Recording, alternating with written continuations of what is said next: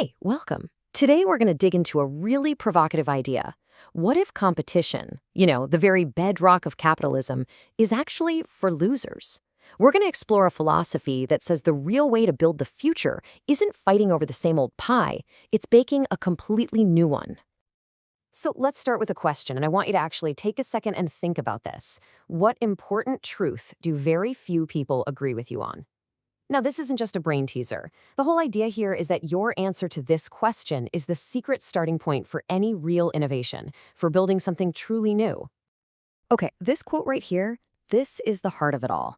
It's a spin on Tolstoy, and it's basically saying that in the business world, all failures look depressingly similar. They got crushed in the endless grind of competition. But success? Well, success is always unique. So the real question is, how do you become unique? To get there, first, we have to just completely dismantle one of the most sacred ideas out there, the myth that competition is a good thing. I mean, we're all taught that it drives us to be better, right? But what if that's just flat out wrong? Look at this comparison. It's pretty staggering. It shows the huge difference between creating value and actually being able to capture it. Back in 2012, the entire U.S. airline industry made a whopping $160 billion in revenue, but they barely kept any of it as profit. Now, look at Google. Less revenue, but they kept 21% of it. Why? Simple. Airlines are in a brutal, cutthroat war with each other.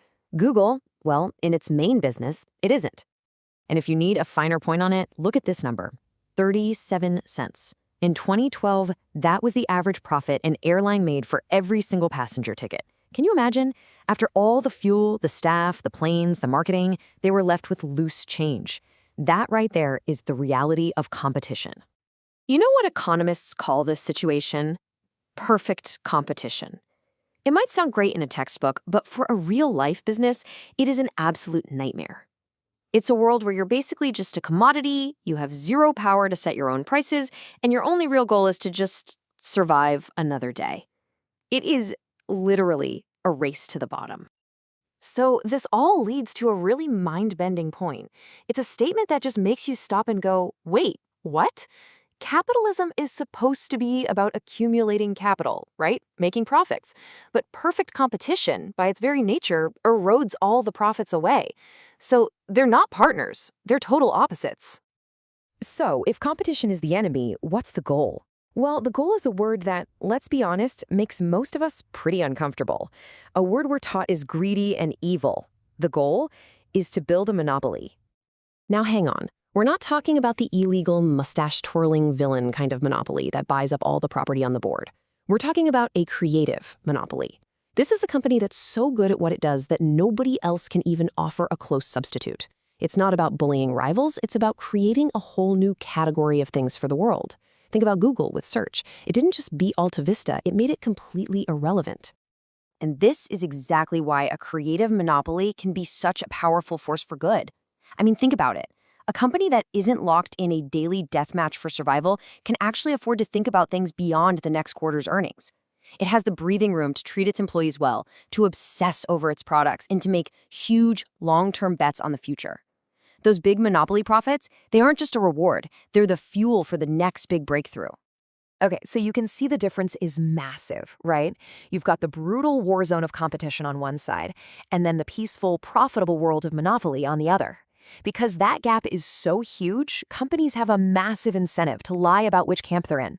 They lie to us, and even worse, they lie to themselves. And they basically lie in two opposite ways. First, you have the companies that aren't monopolies.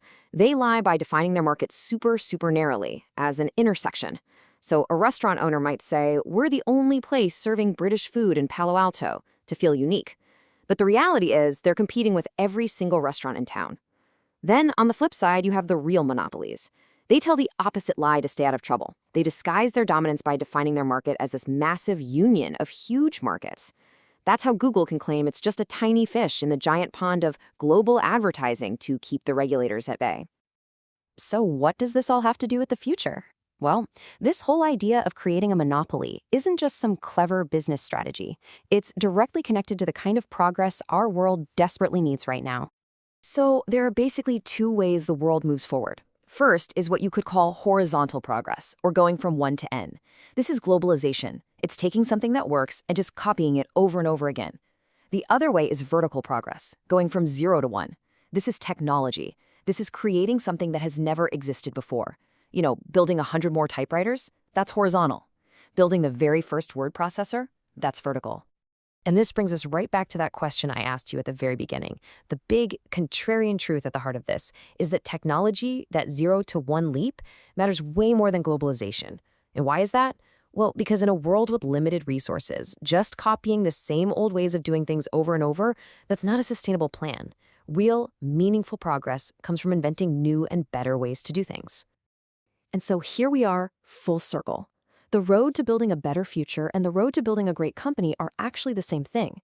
It's not about outsmarting the competition, it's about making competition totally irrelevant by creating something new. It's about going from 0 to 1. The challenge isn't to play the game better than everybody else, it's to invent a whole new game that only you can win.